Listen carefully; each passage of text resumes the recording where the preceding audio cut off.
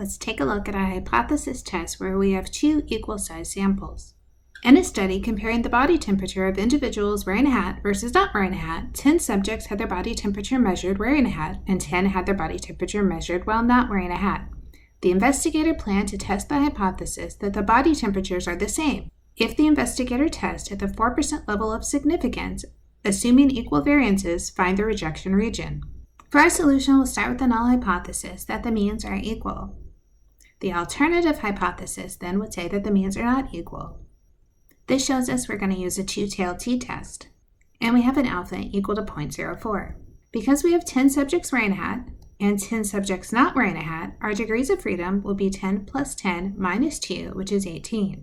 When we look at alpha being 0.04, we want to find alpha over 2, which is 0.02. Looking at this on a graph, we have 2% on the right tail, 2% on the left tail, which means I have 96% in the middle. I need to find the t-value corresponding to 2% being on the right.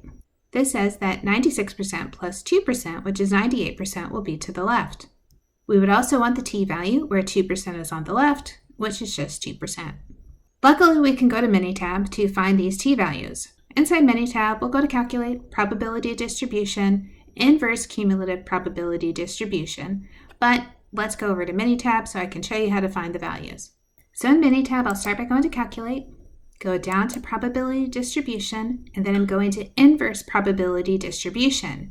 The reason we're doing inverse is because we know the probability and we're trying to find the t-value versus having the t-value and finding the probability.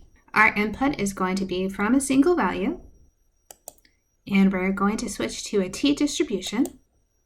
It's going to ask for the degrees of freedom, which we found to be 18.